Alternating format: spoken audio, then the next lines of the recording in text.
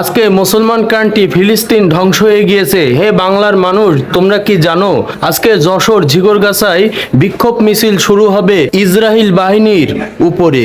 আজকে যে ধর্মের লোক হও না কেন, মুসলমান ধর্মের পরে যে আঘাত আনবে তাকে ছেড়ে কথা বলবো না।